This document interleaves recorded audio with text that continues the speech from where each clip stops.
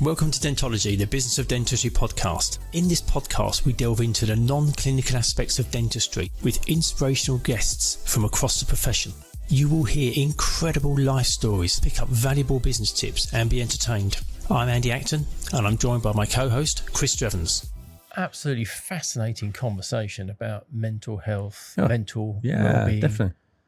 That sort of objectivity that they're trying to, with the research part of their business to get that objectivity towards mental health, that could be transformational, couldn't it, as to the way of mental health? I was thinking about, we talked about Whoop from a physical health and Zoe from a gut health, and the work that Rit's doing with his partner in Psynergy in terms of trying to get data to better improve understanding around mental health is important. But also he was saying about, the services they've got available to dentists. He said he's working with a number of dental clients and they've actually got commercial solutions now to help dental practices perform in a better environment from a mental health point of view. And that's got to be good as well, hasn't it? To be actually turn it also into a bit of a data-driven business where you can capture data and then make recommendations. It's got to be good for the business and, not only the principals, but the team as well. But you sense for him, it really is he's passionate. I say it's a passion project. You can tell, can't you, that it's not just something that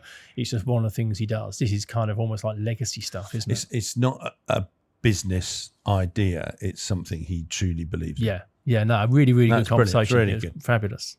How are you doing? I'm very good. Thank you very much. Looking forward to another Dentology podcast. Absolutely, yeah. We keep saying they come thick and fast, and it never ceases to amaze me, the quality of people we continue to get to talk to. And also, it never gets dull. No. Every guest is like, oh, wow, that's interesting. Even some guests that we've known for years, we find new things about them. But I think people, whilst everyone goes, no one will listen to me, people are interesting. Everybody's got stories, haven't they? Definitely. It's a bit like Mastermind, your favourite subject is you.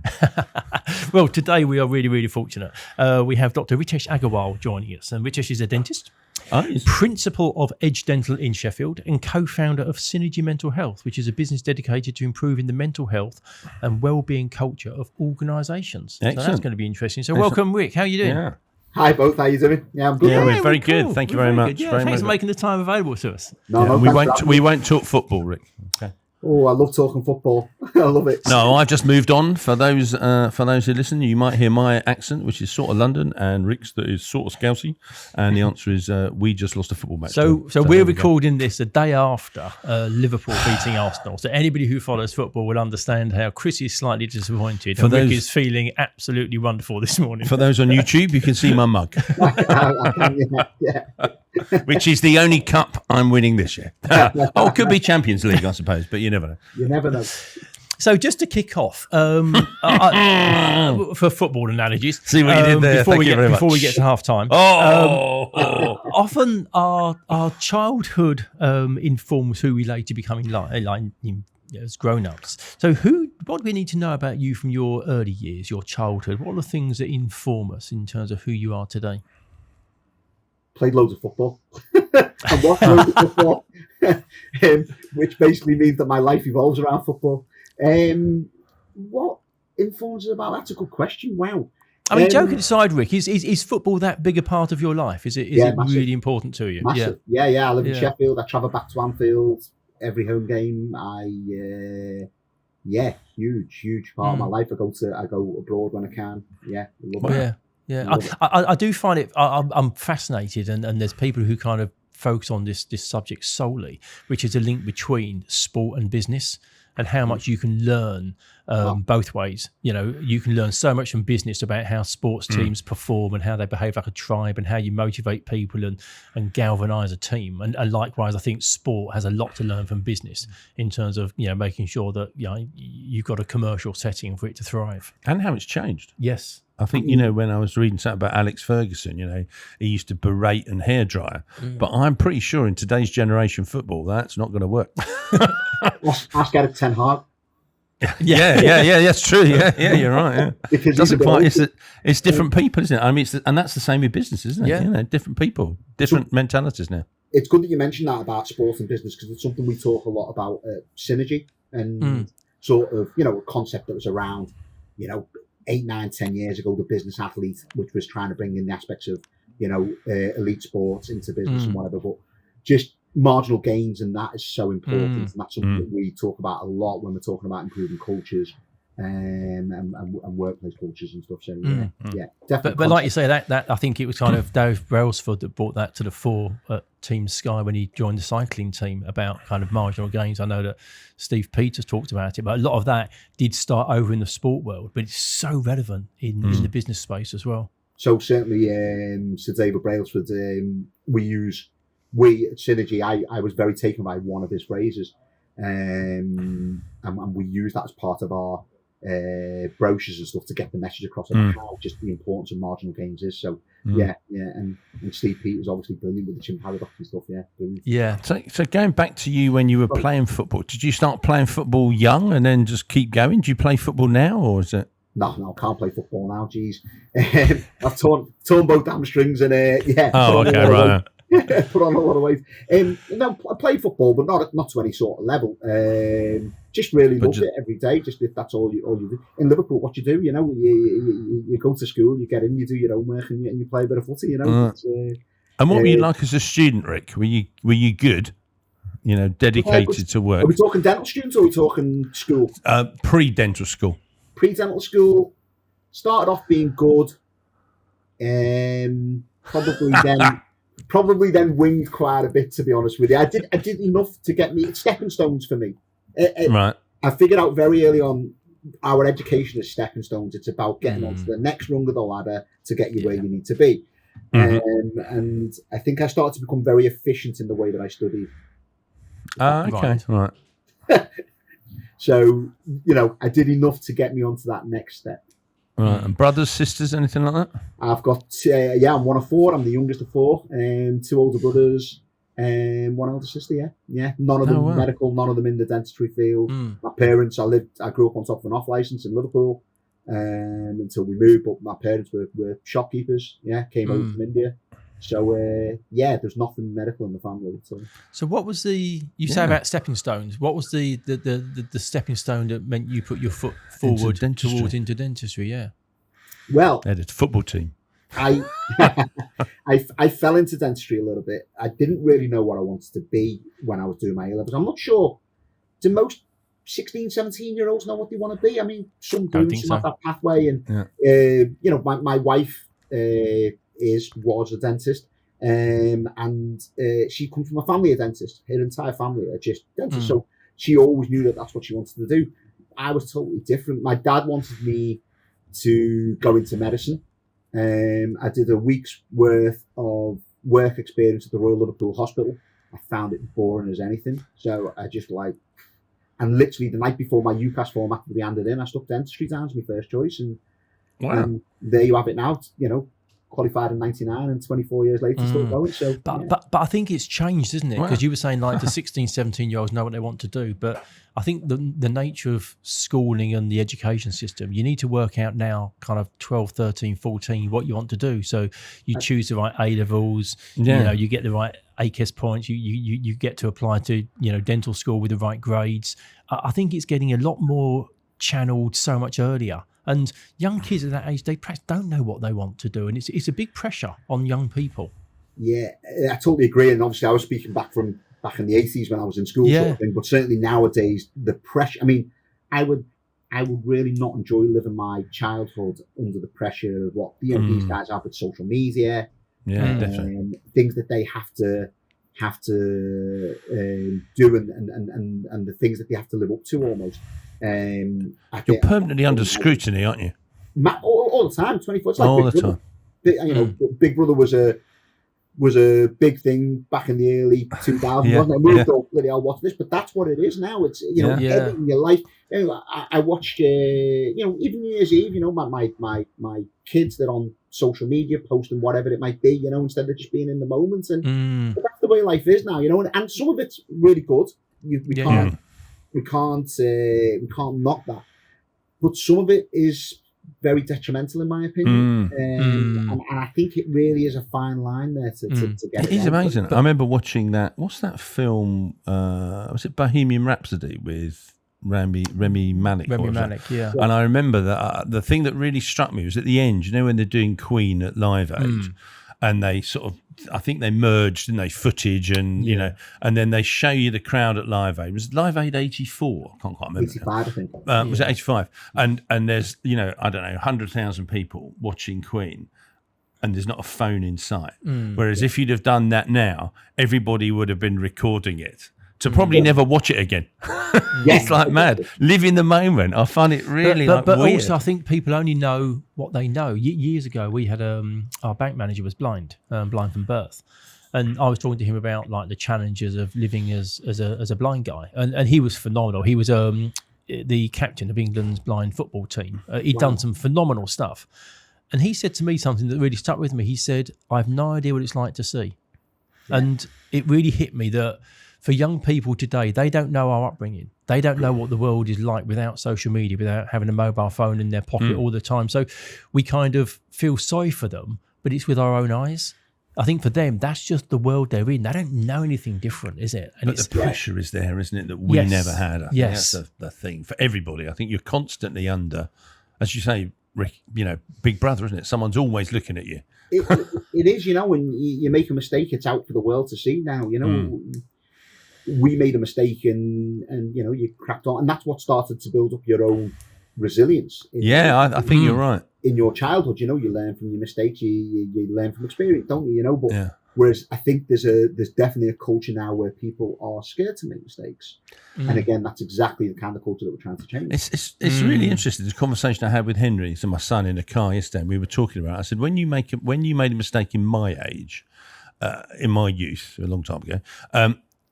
You basically, the only people who really knew about it were you and maybe a few other people. Because that was it. I said, whereas now you make a mistake and it's out there, you know, it might even go viral or whatever. And I said, that's like terrible. I mean, I'm sure we'll come on to it, but specifically in dentistry, I think that potentially influences right back to dental school, how you end up with people being taught defensive dentistry. It's all about form filling. You know, people aren't prepared to take risks. Now, I'm not saying clinical risks. I'm just talking about living a bit more freely. They're working in a very, very contained structure, which might not necessarily be great for them and also for the future of the profession. But we're jumping ahead. So before we get to that, you've done your A-levels, you're a Liverpool lad, but you then went and studied over in Sheffield. So why didn't you stay locally? Why did you cross Meadowhall? Yes. The honest answer, I didn't get the grade. I didn't. So I was going to stay in Liverpool. So that suggests that given the choice, you would have stayed in Liverpool, would you? Yeah. At the time, I didn't want to leave because, you know, A, I wanted to go to the match every week. B, well, sorry, I should have said this in the other order. My family live in Liverpool. So you know, it feels like that feels like the same answer. Yeah. It probably is. Don't tell me mum and dad. Good job, they're no good on technology. They won't be watching this. Don't worry, we'll be sending him a link. I missed out by one grade. So, but I got accepted into Sheffield. So, I went to Sheffield. But by the same token, you know, it's sliding doors and all that business. You know, it's I met my wife there and you know, settled down here, and I've been in Sheffield ever since. So I came to Sheffield in 1994, and I've been here ever since. So cool. Quite reasonably, and obviously, you'd have learned how to be a dentist at Sheffield. What else did you learn at dental school that you weren't expecting? Wow, that I wasn't expecting. That's a good question. I learned that there's a lot of good footballers about outside of Liverpool. I learned how to drink a bit. That was good. I learned, probably different cultures, how diverse it was really. I think, one of the biggest things I learned was when I went to university, obviously university is very diverse, yeah? In Liverpool, there wasn't lots of Asian people at the time. There is now as a community, we've grown. There wasn't lots there. It wasn't the typical place to go and settle when you came over, you know? Right. So I think, not necessarily dental school, but at university in Sheffield, I learned so much about diverse cultures and different people and different ways of thinking, actually. So I think that was probably a good lesson for me because in Liverpool, we were very quite entrenched, but it was very much a working class city. There wasn't many Asian people there from a cultural point. So my first proper Asian friend was when I went to university in Sheffield. I was probably one of 3 Asian kids in school. Wow. So did you have non-Asian friends when you were growing up in Liverpool, or were you insular? Yeah, no, non-Asian friends completely. Yeah, Good. But also, and we weren't insular. The exact opposite, actually. And we had a community there. So my dad was very heavily involved in the Hindu Cultural Temple, which is on my way in Liverpool.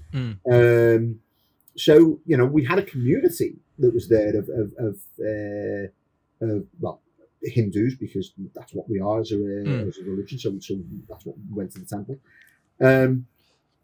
But I wouldn't class them as mates. They were more sort of extended family. Do you know what I mean? But my day-to-day mates were mates at school or mates on the estate or whatever. So. Yeah. It's interesting. We only know our own environment, don't we? Yes. We as kids, we grow up and that's just all we know. It's like they're just our mates. That's my world. And when you go somewhere else and you see a different culture, a different mix of people, you're like, okay, so something else. Actually, that's quite different, because being brought up in one city, and Liverpool is a big city, so you don't really need to leave Liverpool that much. Like, I've lived in London all my life, so as a kid, you spend all your time in London, and that's incredibly diverse, so you just get used to a certain environment. But then if you then travel out to perhaps Suffolk or Norfolk, you realise how insular it is as an area, and it's still quite contained. It's not that diverse. So for you to go to an area, as a young man, and get exposed to that was actually a really valuable thing.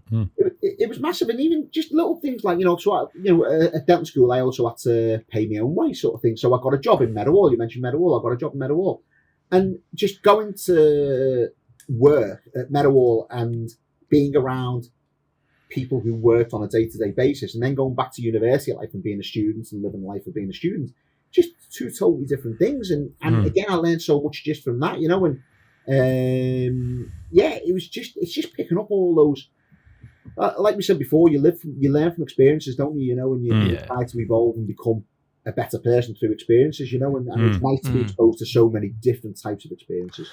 And it probably improves, it must have done, and it's probably been a help in your practices, because it builds your communication skills, doesn't it? It's dealing with varied people, basically, whether it be social, demographic, race, whatever it might be, that you'd have to deal with people. I think that's a massive thing. Communication skills, obviously, as a dentist as well, is huge. And, let's be honest, would you guys know whether a good filling was done in your mouth or not? No, we have a clue. No. Not really. No. If it hurt or is expensive. How well you were treated during that experience. Yeah, definitely. Yeah. So good communication skills is huge. And going back just slightly when we touched on, kids and social media and that kind of stuff, another big problem with telephones is people communicate via text nowadays. They don't have this kind of communication where we can just have a chat and see where it goes with us. It's harder for people to do that. And I think that's an art form that's getting lost, which we do need to be mindful of and very, very wary of, actually.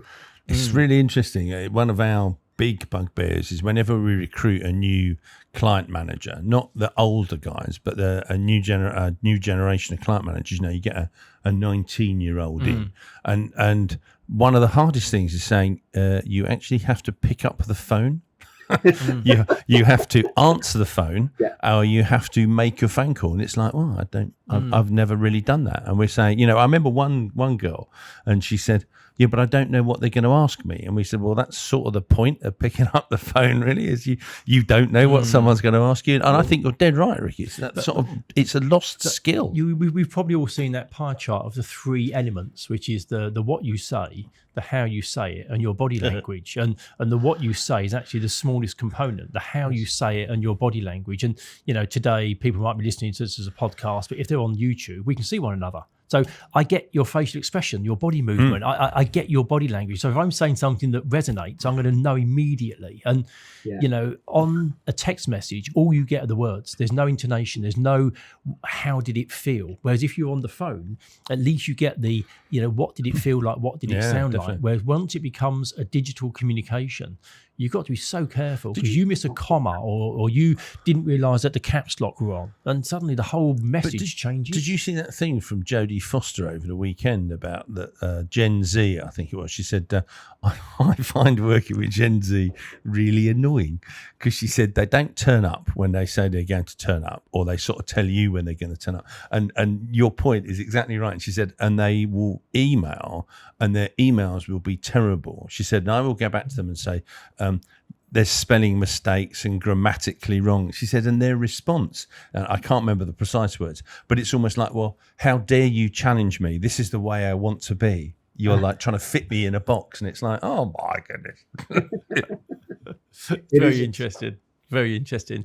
So you finish out of Sheffield Dental School, and then you come out with your GDC number, you're a qualified dentist. And then what did that look like? Because you have your own private practice in Sheffield now. What were the stepping stones from qualifying through to that? So I did it was VT at the time, my vocational training at the time, with a fabulous dentist called Mark Bishop. He's quite well known in Sheffield actually because he's the denture guy. So I did my training with him in a place called Mapplewell.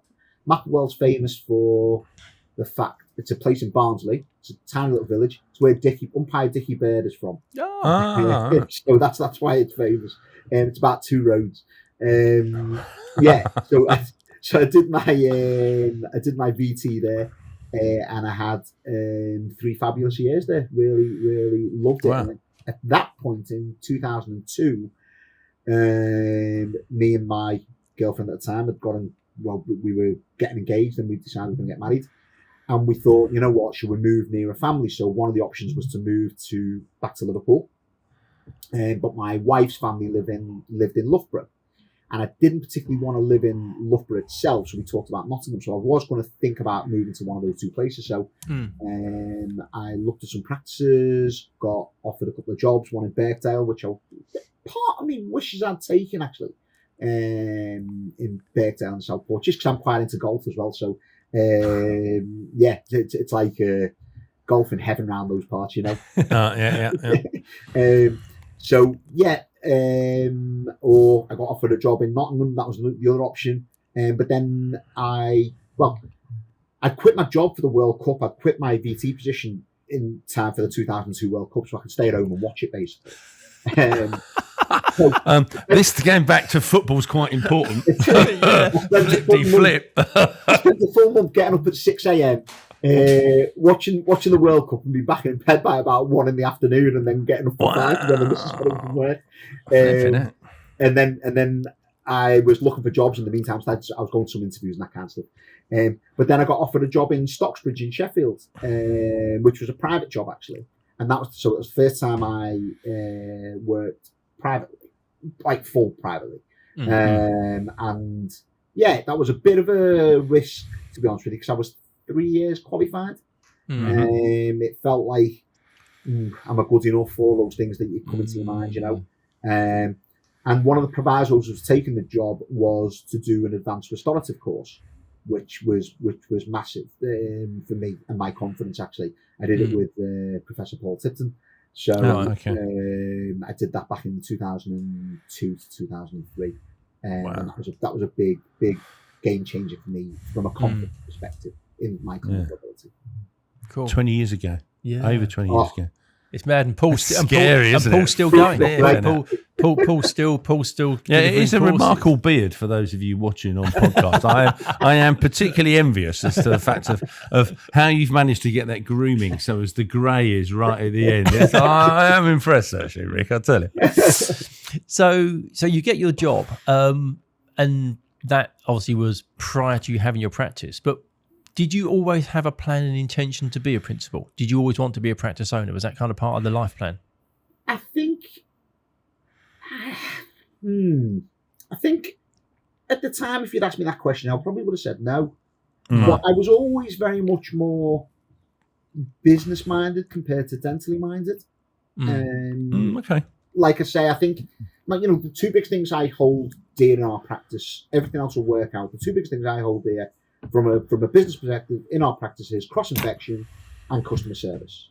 And I think customer service is the cornerstone of any business, as we all would agree.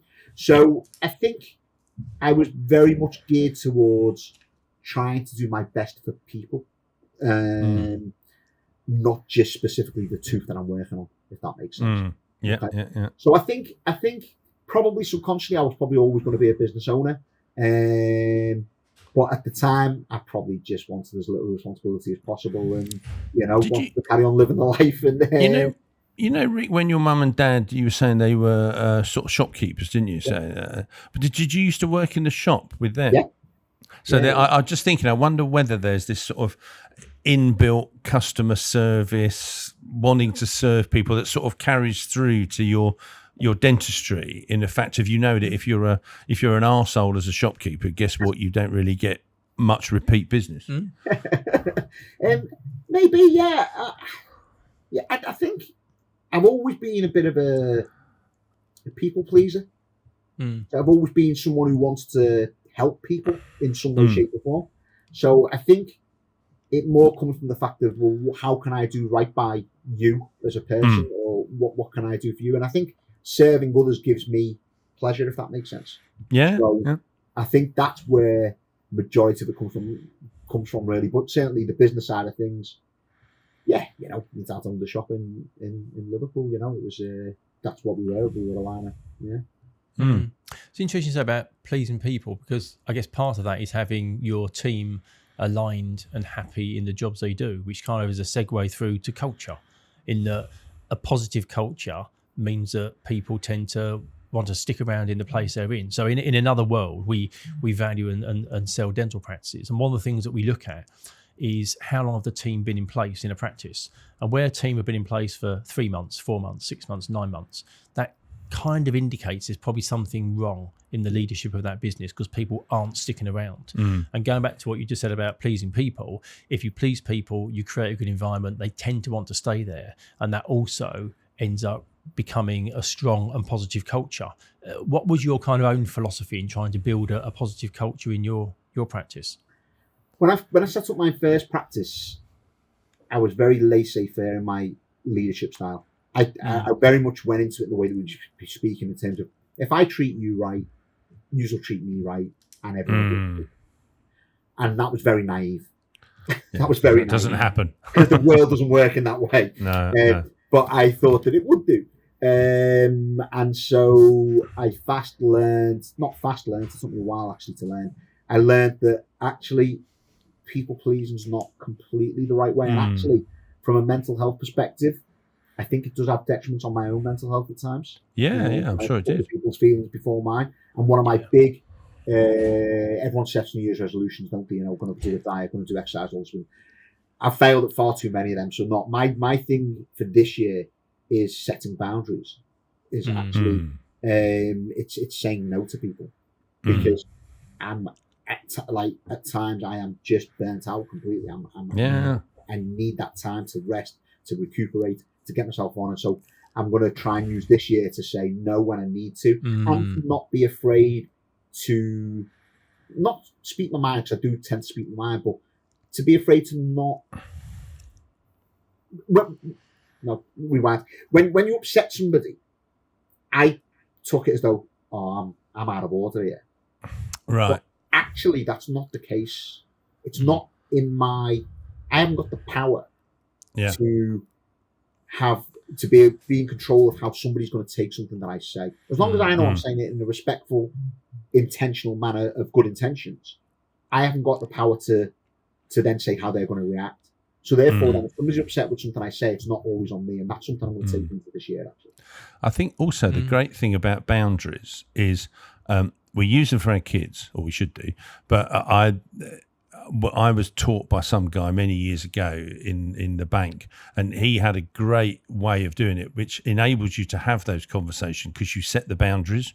It's when you haven't got the boundaries, I think you try to have those conversations, it all sort of feels a bit weird. And he had this great thing that he described everybody as a thoroughbred or a show pony. And he said, what you need to do is effectively, he said, if you treat everybody like a show pony, the donkey on the beach that you sort of like, you take off the saddle and say, be free. And the answer is it sits there and it stands there and goes, well, I don't know what be free really means. He said, you don't want that. You want everybody to be a thoroughbred and sort of say, right, off you go. But then you need to pull the reins back sometimes. And those are those tricky conversations. But if you set the boundaries, you can say, do you remember?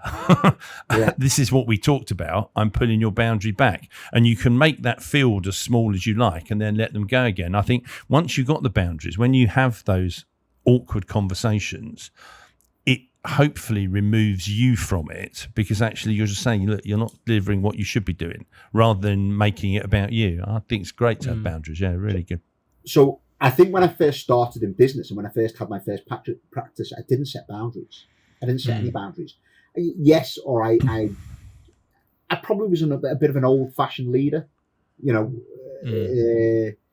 I think we touched on it before we got on air, didn't we, about Alex Ferguson, whatever, or that old sort of culture. I think I wasn't like that, but I was a bit sort of old-fashioned in terms of, I tap into what my core values are. So respect is a really important part for me. It's what something I've been brought up with and whatnot. And being respectful of people is massively important. If I see people who aren't being respectful, I find that quite difficult to deal with. And again, these are things that I've got to work on in my own personal growth to try and deal with things a bit better. So when I first started in leadership or owning a business, I didn't set enough boundaries, actually. I didn't have those distinct lines. Whereas now, I'm totally the opposite of what I was. I set up my first practice in 2008, yeah. And what are we on now? 2024. Now I'm the exact opposite as a leader. And I talk a lot about this when I give workshops on mental health and culture, in terms of being the authentic leader, being the vulnerable leader. Definitely. Use your lanyard, drop your ego at the door, that kind of stuff. I think it's really important because I was just going to say that, I think lots of people, when you say people pleaser, oh, that's a good thing, that's great. But I think in a very short term and confined space, it can be a nice thing because, you're providing good service. But I think for you as an individual, I think without boundaries, you have problems. But ultimately, if all you set out to do is please other people, you're never going to please yourself and deliver on your plan. We spoke to Christina Radic, who's a dentist. She works in Spain, and she's suffered 2 bouts of burnout. And she attributes the burnout to not having boundaries. She says, because I didn't have boundaries, I was so fixated on trying to please other people and do everything. That's what led to her burnout. And what you were saying about, you have to set boundaries because it's not good for you and your health. I think a lot of people can take so much from that. I used to think that if I put myself first, I was being selfish. Whereas actually, the more and more that I've gone on to this mental health journey, because that's what it is now in terms of where I am and what the work that I do, the more and more I've got into this mental health journey, I've actually realised that actually self-care is not being selfish at all. You have to have this self-care. You have to be in the correct frame of mind yourself personally, so you can then help others. And so you can lead. Yeah, and that's where my people pleasing comes from. Mine comes from the fact that I enjoy helping others. That's what I said to you before. But if I'm mentally or do not have the mental capacity to do that because I'm mentally unhealthy or mentally ill, then I'm not going to be able to do that. So it took me a long time to learn that, but I'm now learning that. So the biggest things I learned in the bank was that I had to get my head around that people don't think like me. That was the one. That was the one I really struggled with to start with. When I first started being a manager in the bank, it was like, why did you not think like that? And the answer is they just didn't think like that because they don't think like me. and it takes a while, I felt, to recognise it. And then once you sort of got it, you go, oh, right. Yeah. My wife would say the same thing to me. So was it your own experience that led you co-founding Synergy Mental Health? Was it this kind of discovery of people pleasing, the risks of burnout and boundaries? Was that kind of put you on that path? I'd love to give you that holistic answer, but that's not how it You're nothing if not honest. Oh, go on, because we can edit it out. It just make you feel better. That's not how it happened. I sold my NHS practice in 2017, and the plan was, so my wife unfortunately had to retire in 2013 with our last child. She has rheumatoid arthritis, so as a dentist, she can't benefit so she couldn't work. So the plan was to get a bit of a slower pace of life, sell the NHS practice, have this small one surgery private practice, which I have now, and just work there 3 or 4 days a week, earn a comfortable living, and just chill out and be happy, sort of thing. Yeah. Not have the most lavish lifestyle, and that's cool with me. And then when I sold the practice, I had a few quid on my hip, and I got involved in some business with some entrepreneurs, essentially. Didn't quite work out, unfortunately. But I made an investment into a company, and they asked me to be a consultant for this company. I was like, "What? Have you got something dental related?" And they said, "No." They said, "We just quite like the way that you think and whatever. Will you help us out?" And the first job I did was on depression and anxiety. It was on a treatment called transcranial magnetic stimulation, TMS for short, which was invented in Sheffield. And I did a consultation job for them on that, and it just fueled this passion massively. So my biggest problem with mental health is how poorly assessed it is. Okay. As a part of medicine, it's probably the most poorly assessed part of medicine that's there. And there's an interesting bit of paper that's come out now, actually, from a professor at Cambridge University. It's very, very recent, who talks about that depression is a physical illness, not a mental illness. Wow. This professor says that depression causes inflammation of the brain. So you need to treat the inflammation of the brain, which is a physical symptom. Wow. Help with your depression.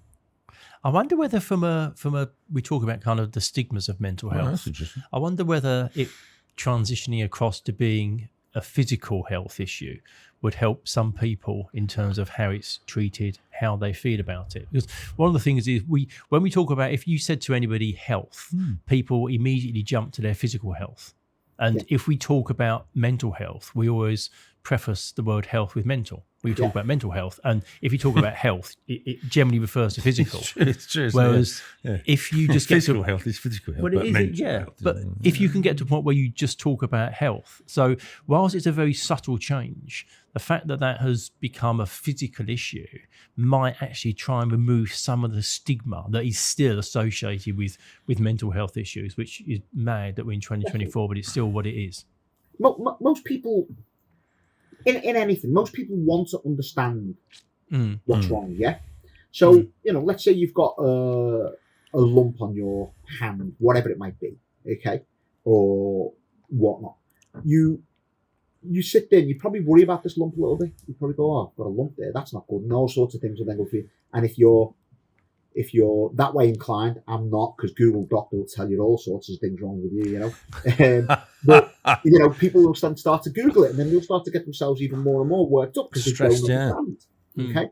And once they understand, and no matter what that lump is, whether it's sinister or not, the understanding part actually leads to a little bit of relief. Because then most people can then actually start to think, okay, now I know what's wrong. How can I then deal with it? Yeah.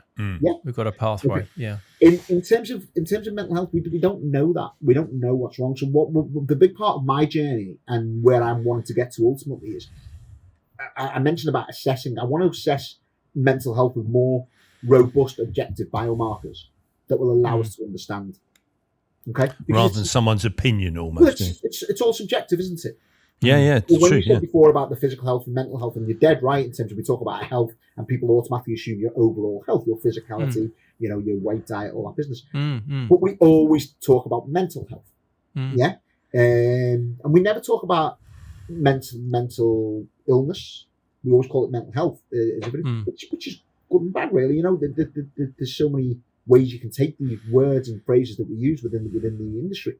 But if we started to get a more robust way of assessing the problem, which is what ultimately my team want to work on at Synergy, is if we get a more robust way of assessing and start to be able to profile individuals, we can move away from that one subjective point of view to that one-size-fits-all approach that generally, well, okay, you're struggling, you know, here's a prescription, go and see how you get on for the next 4 weeks and we'll come back and review you.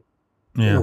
Well, that don't really work for everyone, you know, that doesn't work for me. And is this related to, you were saying that only 1 in 8 people with a mental health condition receive appropriate treatment? And is this the problem? Is this a problem that people aren't accurately assessed? So the treatment they get isn't appropriate for their situation? If you've got toothache and I prescribed every time to you guys and gone, do you know what, you've got toothache, let's just take your tooth out. Well, you're not really getting appropriate treatment. You might need a filling, you might need a root canal, you might just have a bit of food stuff in between your teeth. Do you know what I mean? It's that sort of principle.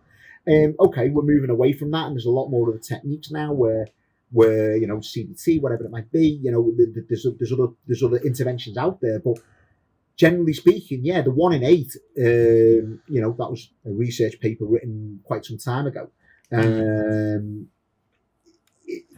If you don't get the diagnostic part right, if you don't get the assessment part right, how can you get the treatment plan part right? How can you then get the treatment right?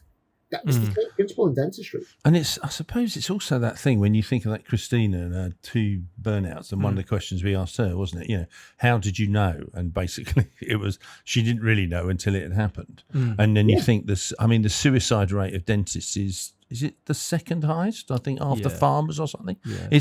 It's really high in comparison. So vets as well. Vets. Yeah, I mean, and that's probably this independence, insular, maybe not identifying, not wanting to discuss it. So anything you can do that almost removes and makes it more objective has got to be good, hasn't it? Because you can sort of say, oh, right. Okay. But you were saying, Rich, about using biomarkers, because typically what tends to happen is you wait for there to be a symptom, a physical symptom of some sort. You know, somebody's incredibly unhappy, or they don't turn up to work, or you know, they burst into tears, or whatever it might be. But what sort of biomarkers are out there? Because we all know that prevention is better than cure. So are there things that you can track to see whether somebody's on a pathway where there's likely to be an episode of some sort coming down the line?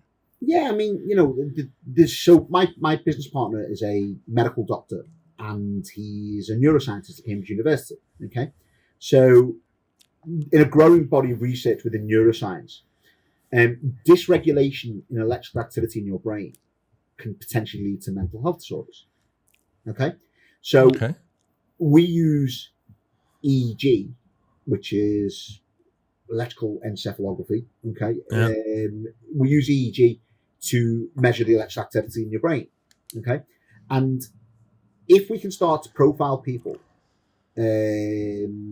as individuals and see what their electrical activity is, and we get more and more data on people, then you're then more likely to understand what's happening with that person and when they're going to have up and down.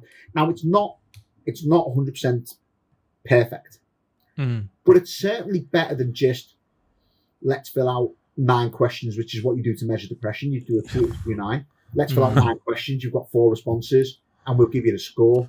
And that's how you feeling today. You know what I mean? How you feeling today? We have to combine it all. We have to combine everything to create a profile as opposed to just snapshots in time. I think it's really exciting. I'm thinking about, you've got Whoop, which is obviously the markers for physical health. You've now got this Zoe program, which are the markers for gut health. Well, you know, is it fantasy land to think there might be a system, a process, a service of some sort where you could actually start to look at markers for your mental health, so you can preempt potential issues coming down the line? It's not fantasy land at all. I've been working in this field since 2017, and we set up Synergy in 2019, and that's how we started to go about.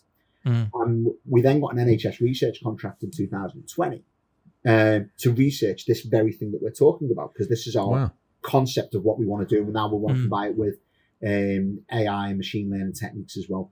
But we haven't got the funding to do it, and that's the problem. This could be done. This could have been done decades ago. Wow. and this is, I was going to get really. It's going to get deep. Yeah, I was going to get really Machiavellian and saying, I wonder if that's because the big pharma companies would prefer to sell you. Just being cynical. Do you know what I mean? That thing of the fact of... But there will be an element of that for sure. There will be an element of that for sure. And there's I'm not saying what I'm saying is 100% correct.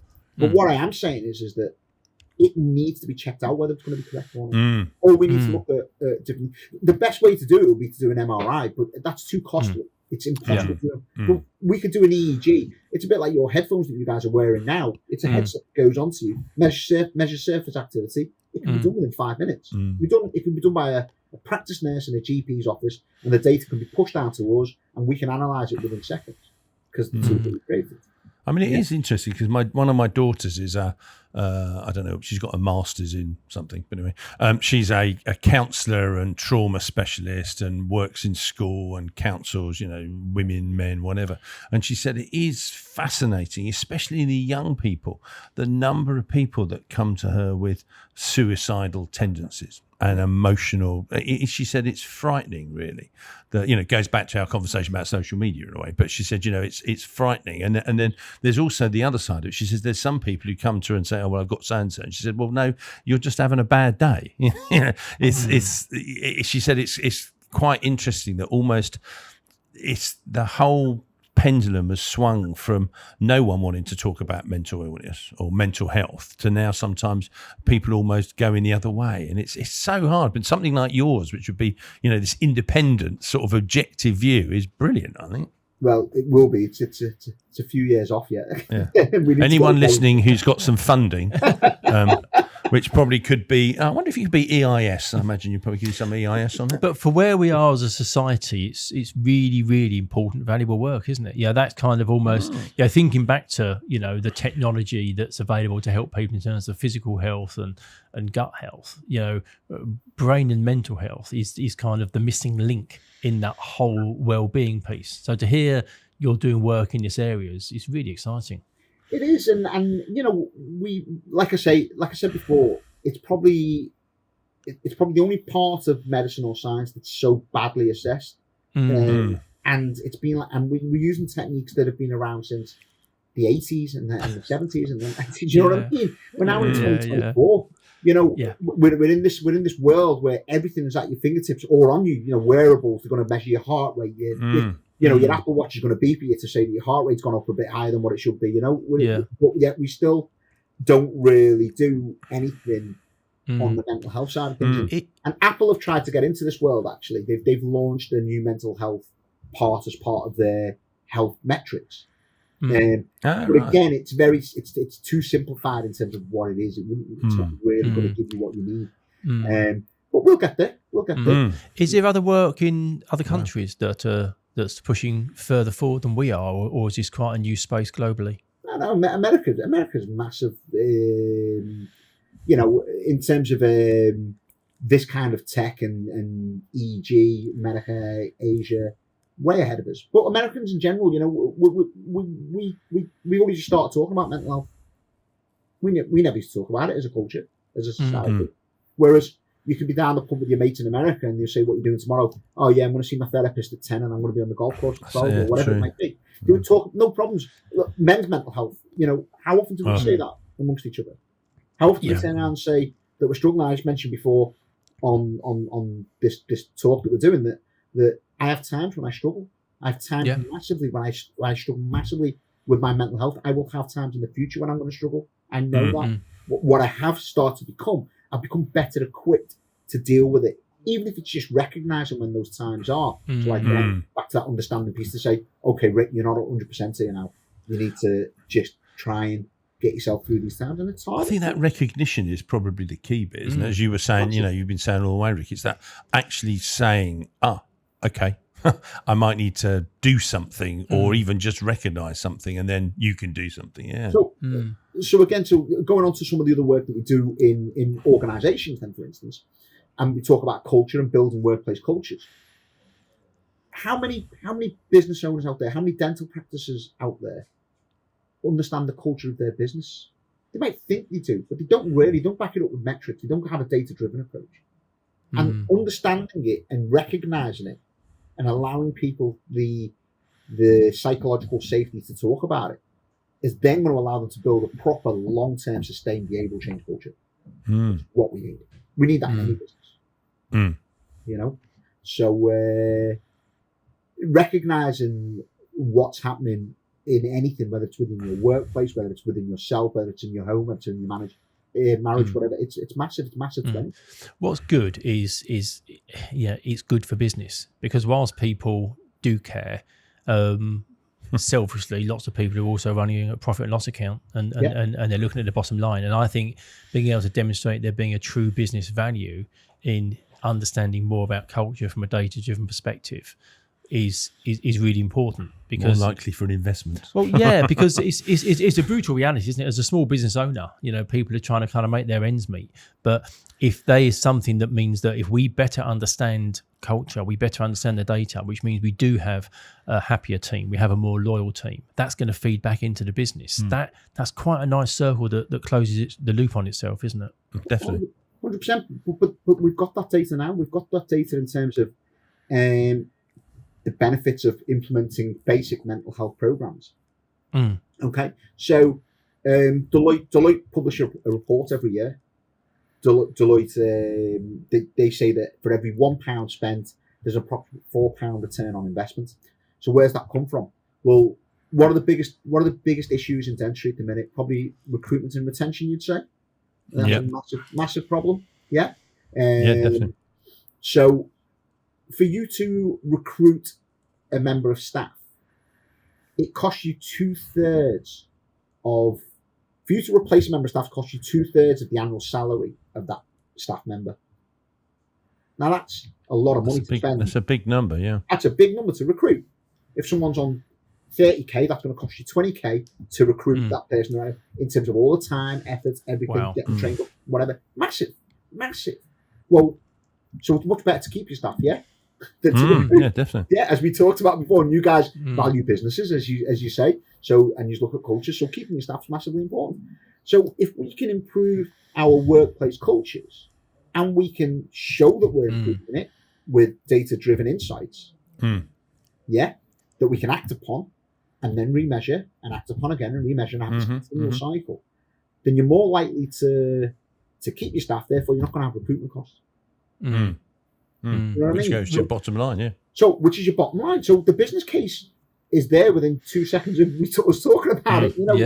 Everyone knows that we should be doing it, and everyone thinks that they are doing it. But I just wonder whether everyone is really doing it. And it's hard. By the way, I'm not getting at anyone, because we go back to me as a dentist. Let's say I'm not in this space. So I'm a dentist, and let's say I'm a full-time dentist, and I'm also a full-time business owner.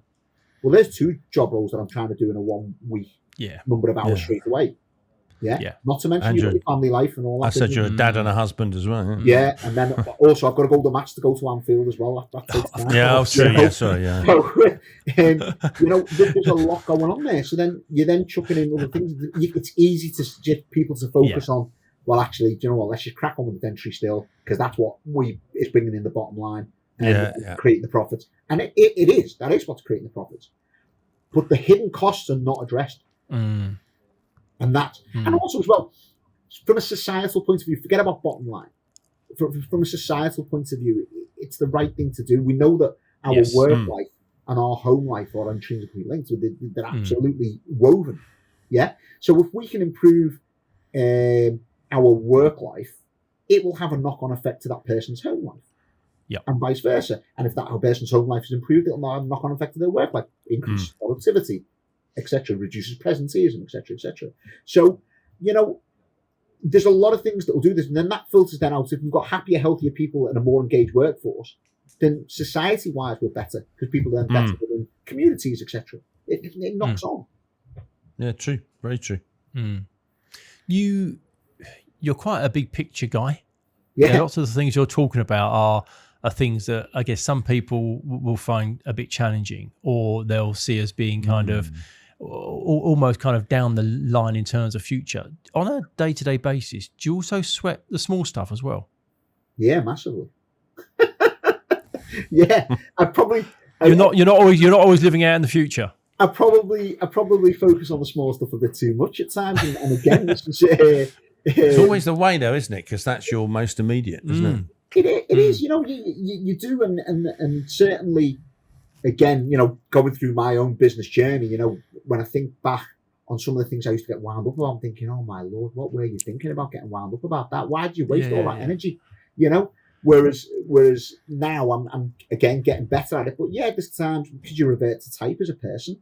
You know, and we can talk about personal growth all we want, but you still have some core things that you revert back to. I'm a bit of a perfectionist, which is a massive problem in dentistry, and it's a massive problem within me as a person. I like things to be done in a certain way, and I like them to be done spot on. Do you know what I mean? And when they're not, I'm constantly like, and I have to tell myself, just stop, just stop wiping down that surface 20,000 times. Just stop. You know, it's clean, exactly.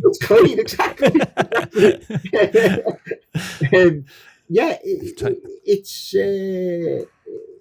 I do sweat the small stuff, basically. It's been a wonderful chat. I mean, I can't believe it. I think the work you're doing, particularly around kind of the mental health bit and using that data, I think it sounds like we've only kind of scratched the surface in terms of the potential of what it could mean for society, and also drilling it down to dentistry. You know, there's issues within dentistry where people really need to get a handle on that side. So I think it's exciting work. It's just going to take a time for it to come together. We always finish up with our guests with the same two questions. Given that there's been a weaving of football through our conversation, I wonder where this might. I've got a feeling where one of them might go, but let's find out. So our first question is: if you could be a fly on the wall in a situation, where would that be, and who would be there? I would. I've got a bit of a story about this. I'll be quite quick. No. Champions League final 2005. Was that Istanbul? Yes. Okay. so I had 2 free tickets for that game, right? Hospitality, all set to go, and I'm booking flights. Wow. I'm booking flights and whatever. And I've said to the missus, I said, oh, by the way, this is about a week before. So, by the way, I'm going to Turkey for the football. She went, oh, right, okay. What day are you going on?